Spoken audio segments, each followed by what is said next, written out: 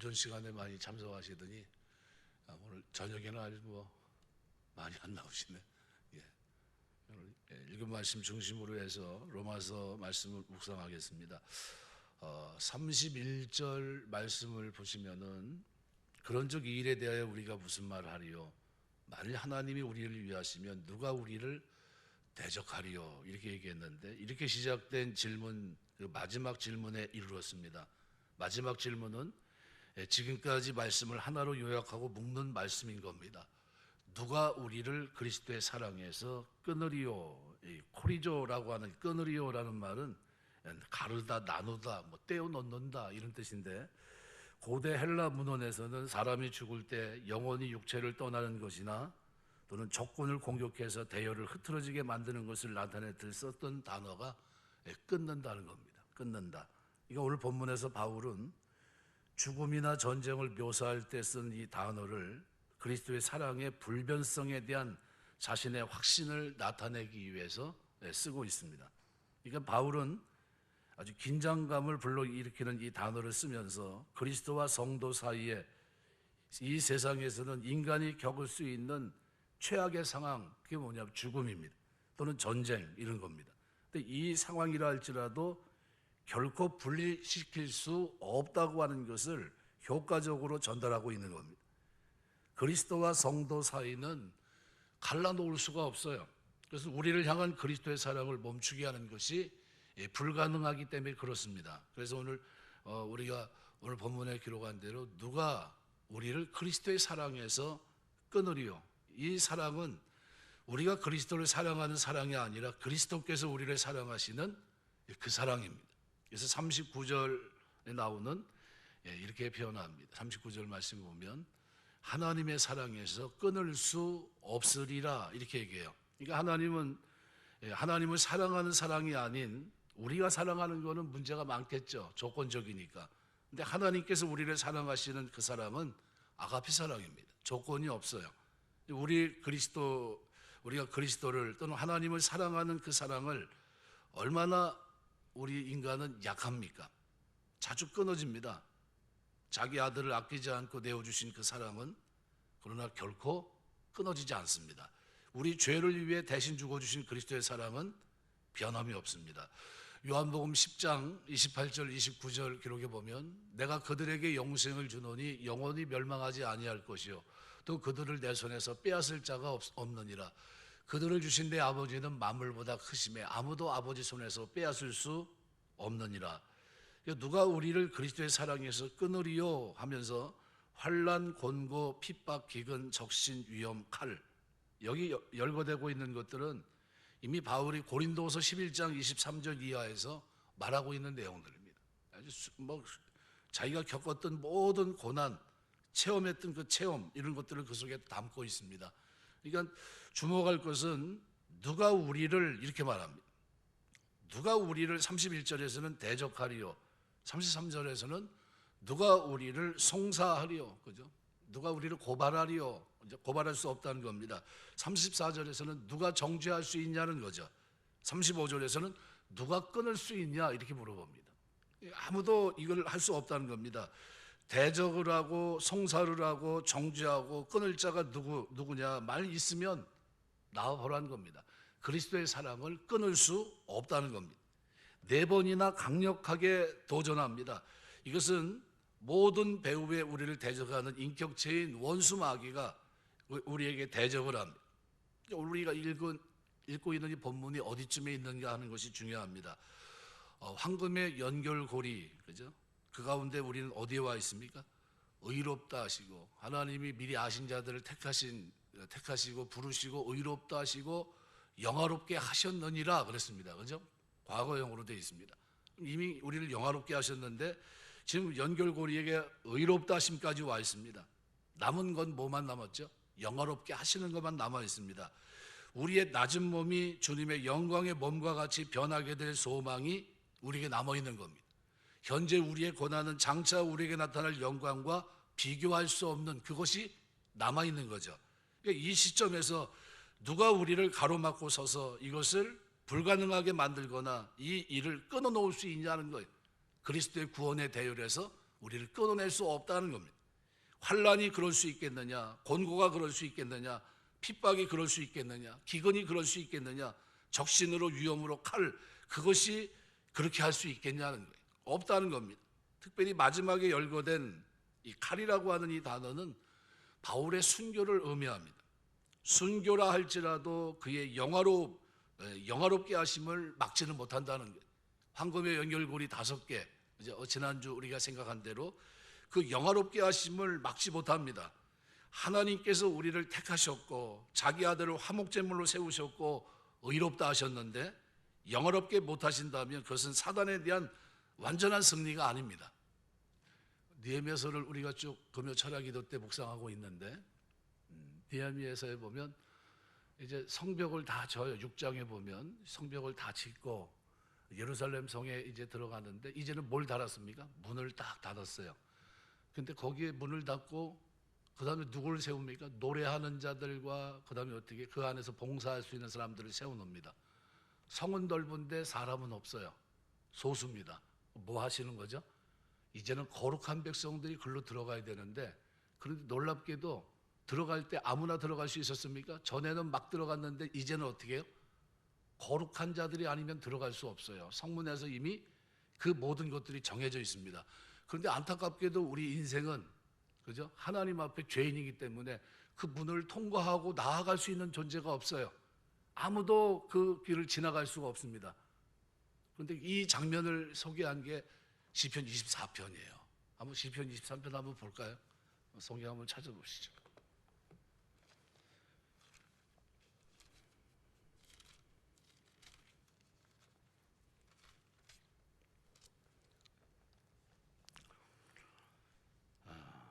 시편 24편 1절부터 쭉 보면 이런 얘기가 땅과 거기 충만한 것과 세계와 그 가운데 사는 자들은 다 여호와의 것이로라. 여호와께서 그 터를 바다 위에 세우시며 강들 위에 건설하셨도다. 여호와의 산에 오를 자 누구며 그의 거룩한 곳에 설 자가 누구인가. 곧 손이 깨끗하며 마음이 청결하며 뜻을 허탄한 데 두지 아니하며 거짓 맹세하지 아니하는 자로다. 그는 여호와께 복을 받고 구원의 하나님께 의를 얻으리니 이는 여호와를 찾는 족속이요 야곱의 하나님의 얼굴을 구하는 자로다. 셀라. 그리고 7절에 보면 이제 문들아 너희 머리를 들지어다. 영원한 문들아 들릴지어다. 영광의 왕이 들어가시로다. 영광의 왕이 누구시냐? 강하고 능한 여호와시요 전쟁에 능한 여호와시로다. 문들아 너희 머리를 들지어다. 영원한 문들아 들릴지어다. 영광의 왕이 들어가시로다. 영광의 왕이 누구시냐? 만군의 여호와께서 곧 영광의 왕이시로다. 들어갈 수 없었는데 누구 때문에 들어갑니까? 그리스도의 의를 덧입고 들어갑니다. 우리 교회라고 하는 것이 어떤 사람들이 생각할 때 그냥 사람들의 단체가 아닙니까? 이렇게 생각할 수 있어요. 그런데 교회 출입하고 우리가 교회 와서 세례를 받고 거룩한 백성으로 이 땅을 사는 왕 같은 제사장으로 이 땅을 살고 이게 다 뭡니까? 하나님의 은혜예요. 전혀 들어가지 못하고 들어갈 수도 없는 죄인들이 누구의 의를 덧입고요? 그리스도의 의를 덧입고 의롭다 여김을 받으면서 머리 대신 그리스도께서 들어가시는 그 무리에 합류해서 들어가는 겁니다.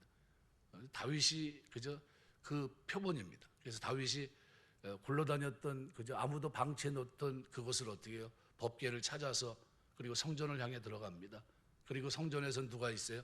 성전을 이제 새롭게 예배하고 모든 것들이 새롭게 변화가 되고 세팅을 하고 이제 움직여야 되는데 문지기들이 이제는 들어봅니다. 아무나 들어올 수 없죠.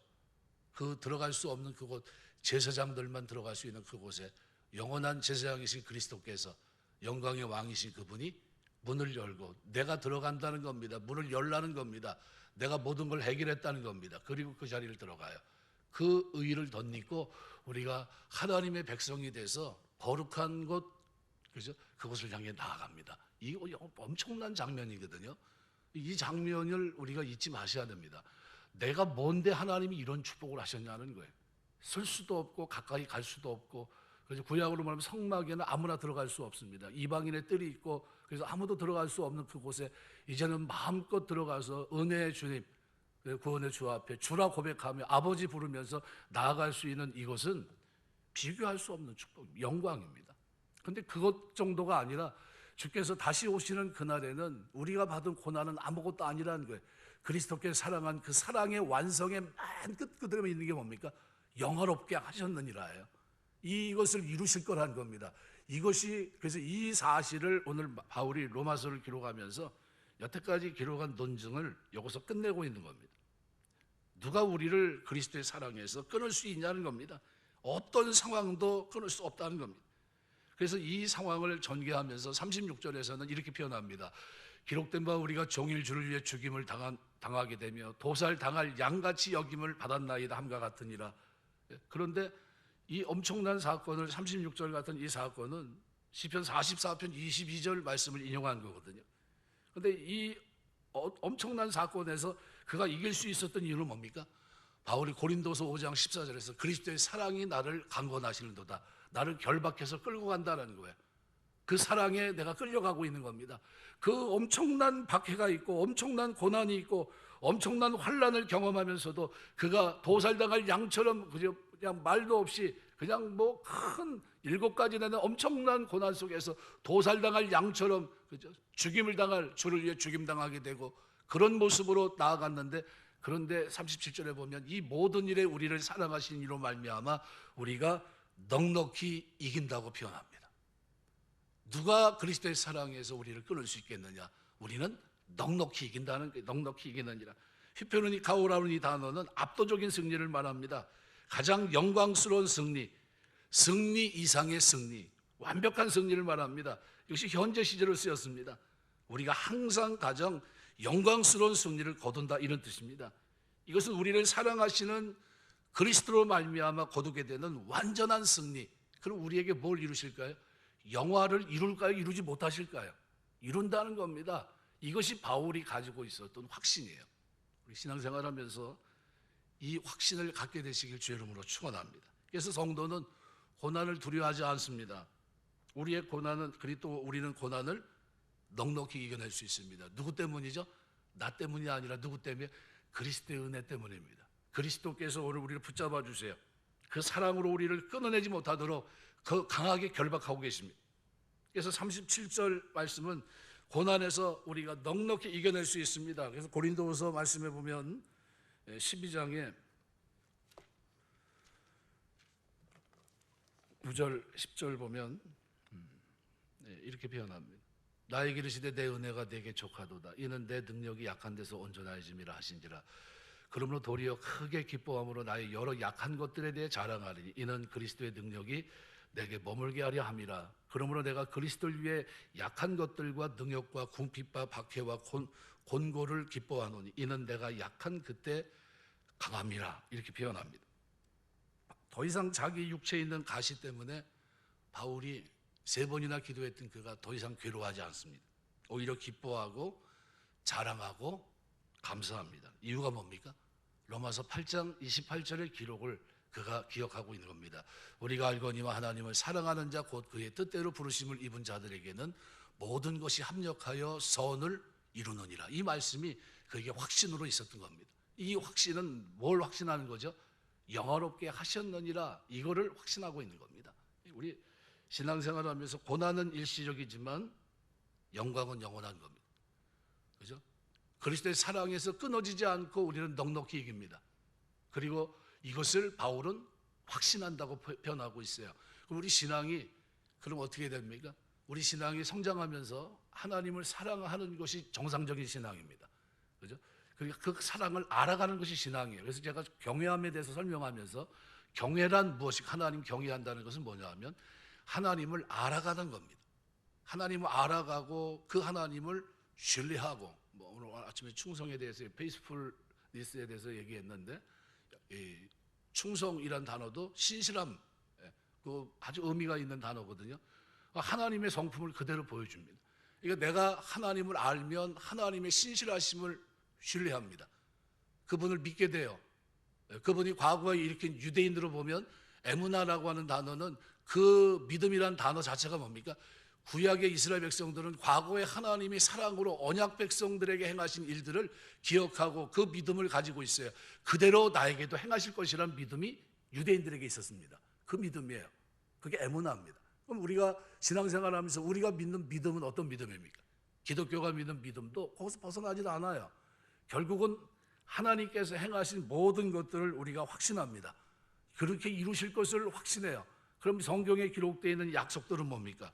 결국 우리를 위한 겁니다. 그래서 메투엘리 주석가는 이렇게까지 얘기했습니다.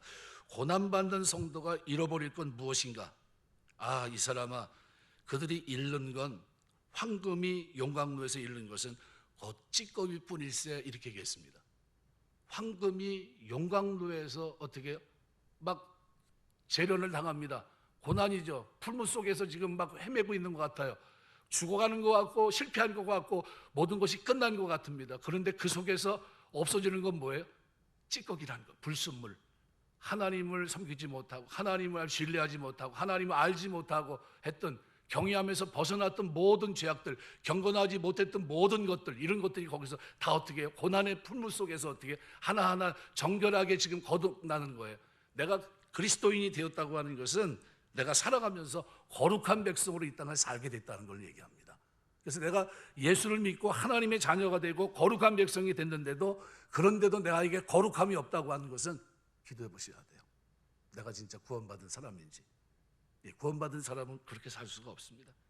그래서 바울은 하나님께서 우리를 택하시고 자기 아들을 화목제물로 세우시고 의롭다 하셨는데 영어롭게 못하신다면 그것은 사단에 대한 완전한 승리가 아니란, 그래서 자신은 확신한다는 겁니다.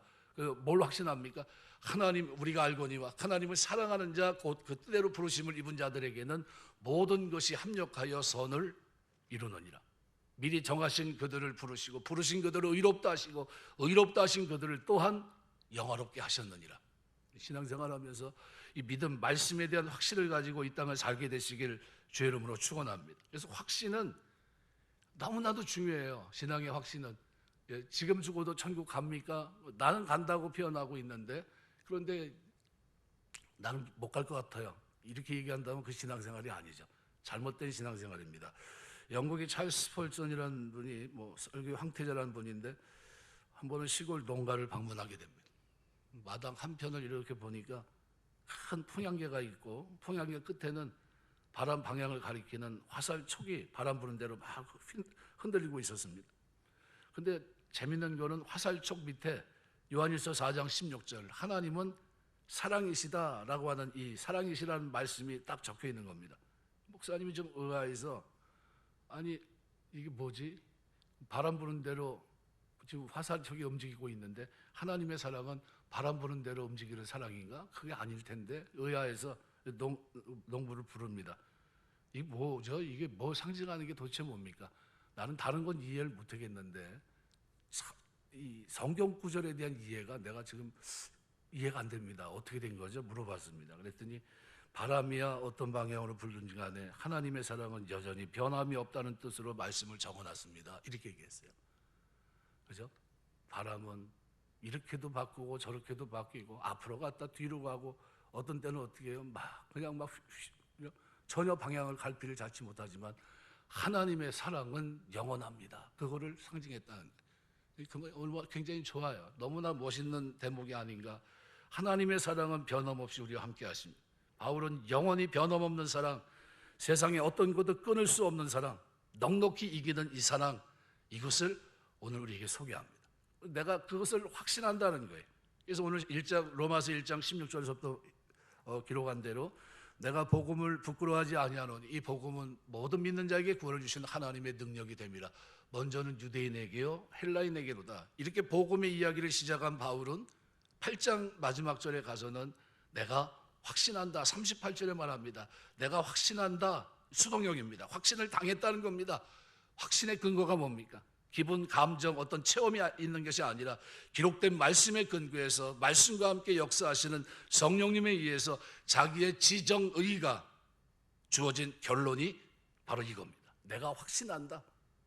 바울이 확신하고 있는 겁니다. 그 똑똑한 바울이, 그죠? 자기 삶의 그 고난을 그렇게 경험했던 바울이 그 고난을 딛고 일어서면서 그저 풀무처럼 자기를 단련했고 찌꺼기처럼 있는 모든 죄 불순물을 다 없이 하면서 나로 하여금 나에게 영화에 이르게 하시기 위한 하나님의 놀라운 사랑, 약한 데서 온전케 하시는 그 사랑을 그가 경험하고 그가 고백하는 겁니다. 내가 확신합니다. 하나님의 사랑을 날 끊을 수 없을 겁니다. 어떤 상황도 나는 하나님의 사랑 속에 있습니다. 나는 넉넉히 이길 겁니다. 내가 확신합니다. 그러면서 그 고백을 오늘 38절에서 사망이나 생명이나 천사들이나 권세자들이나 현재이나 장래이나 능력이나 높음이나 기쁨이나 다른 어떤 피조물이라도 우리를 우리 주 그리스도 예수 안에 있는 하나님의 사랑에서 끊을 수 없으리라 얘기합니다.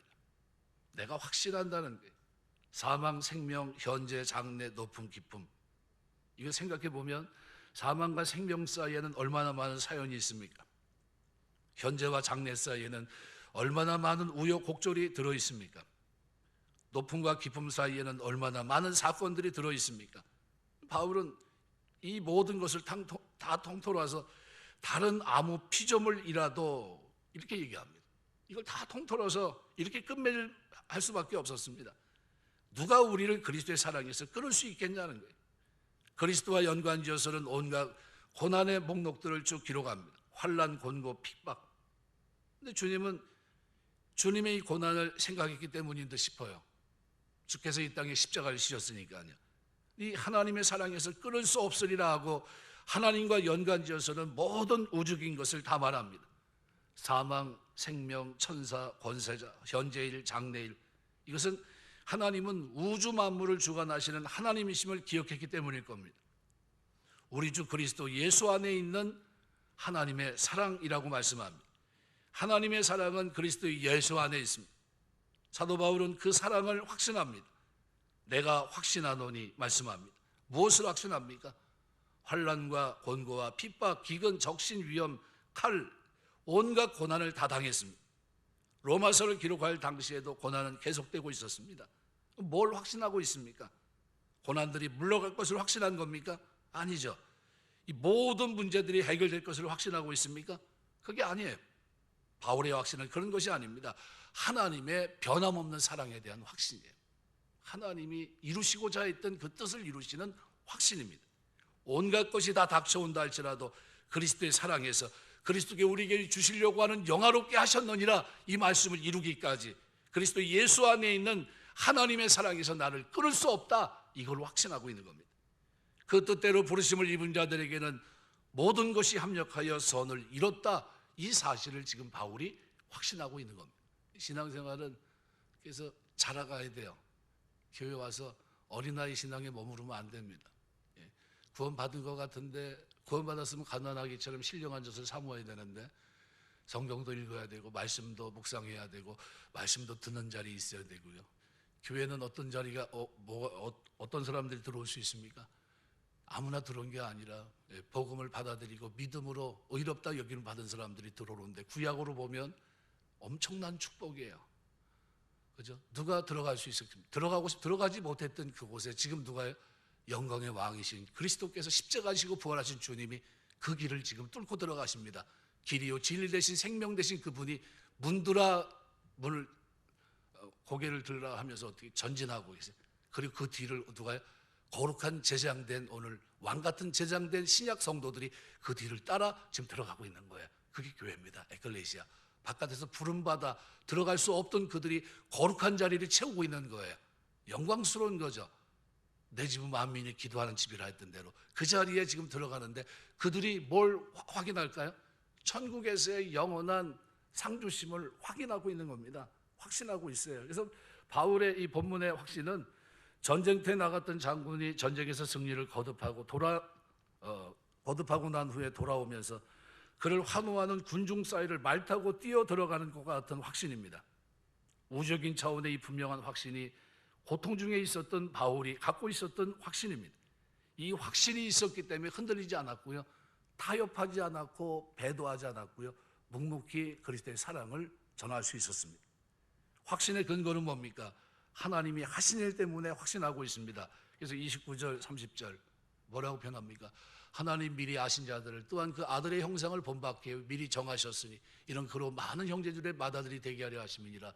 또 미리 정하신 그들을 또한 부르시고 부르신 그들을 또한 의롭다 하시고 의롭다 하신 그들을 또한 영화롭게 하셨느니라. 장차 영화롭게 하실 것이지만 이미 영화롭게 하신 것처럼 과거로 기록하고 있습니다. 미리 아시고 정하시고 부르시고 의롭다 하시고 영화롭게 하셨느니라. 황금의 연결고리 5개예요. 이게 너무나도 큰 은혜가 됩니다. 그래서 로마서 8장은 우리의 힘이 돼요. 그래서 이 루터가 이 8장을 가지고서 설교를 했던 겁니다. 오늘 31절, 30부터 33절까지의 기록을 보면 그런즉 이 일에 대하여 우리가 무슨 말하리요? 만일 하나님 우리를 위하시면 누가 우리를 대적하리요?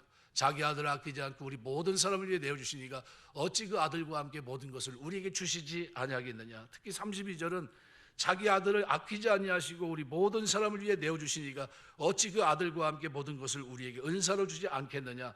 이 하나님이 하신 일이고 하나님이 하시는 일이기 때문에 그 사랑에서 끊을 수 없어요. 두 번째는 바울은 자신의 체험을 통해서 이 사실을 분명하게 확신할 수 있었습니다.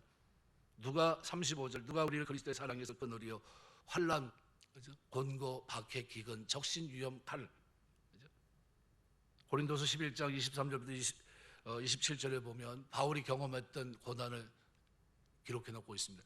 유대인들에게 40에 하나 감암매를 5번 맞았으며 3번 태장으로 맞고 1번 돌로 맞고 3번 파선하고 일주일 깊은 바다에 지냈으며 여러 번 여행하고 강의 위험, 강도의 위험, 동족의 위험, 이방인의 위험, 신의 위험, 광야의 위험, 바다의 위험, 거짓 형제 중에 위험을 당하고 수고하고 애쓰고 여러 번 자지 못하고 줄이며 목마르고 여러 번 굶고 춥고 헐벗었노라. 저렇게 하면 예수 믿겠습니까? 저 중에 한 3분의 1만 주셔도 예수 믿겠어요? 아니 5분의 1, 10분의 1은 어떨까요? 예수 안 믿을 것 같아요. 그죠? 근데 바울은 뭐가 그렇게 그 삶을 견뎌내게 했죠? 그리스도의 사랑에서 끊을 수 없는 내가 그리스도의 사람이 됐고 아버지라 부르며 나아갈 수 있게 됐다는 겁니다. 죄사함 받고 천국 백성이 됐다는 거예요. 이게 그에게 엄청난 축복입니다. 요한일서 4장 8절 보면 사랑하지 아니하는 자는 하나님 알지 못하나니 이는 하나님은 사랑이십니다.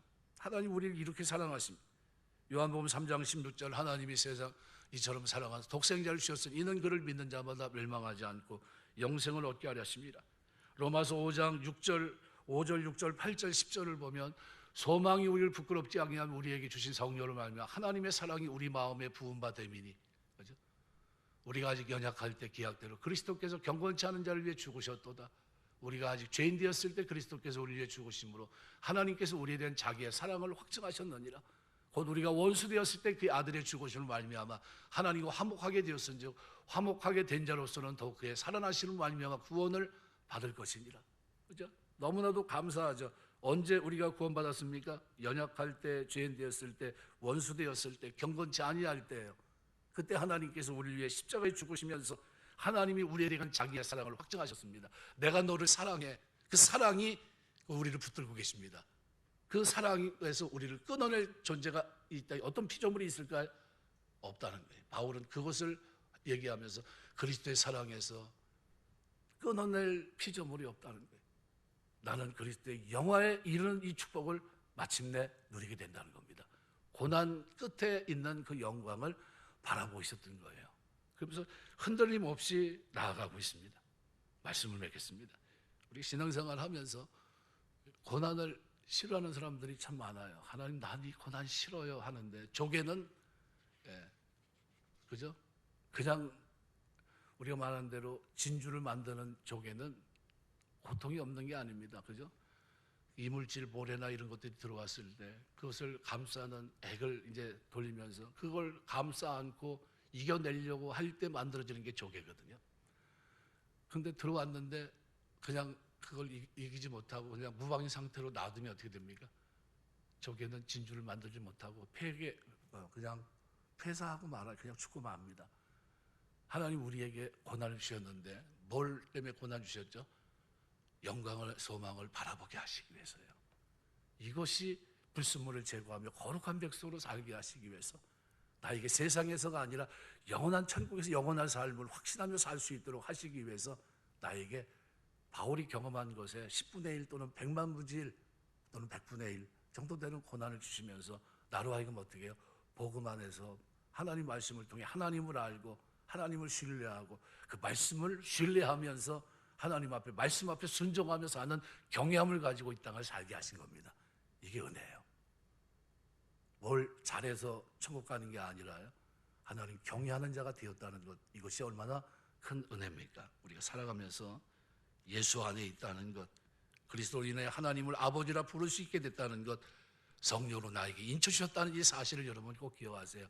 그리고 내가 교회를 출입하면서 이 확신을 가지고 어떤 고난이 와도 내 믿음은 어떤 믿음입니까? 흔들리는 믿음이 아니에요. 그죠?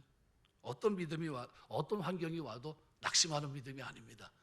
이 믿음은 그것을 딛고 일어서고 견디고 인내하는 휘포모네입니다. 그죠?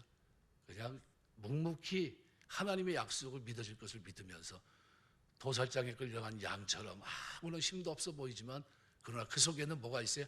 하나님의 사랑에 대한 확신이 꿈틀꿈틀대고 있어요. 변함없다는 게.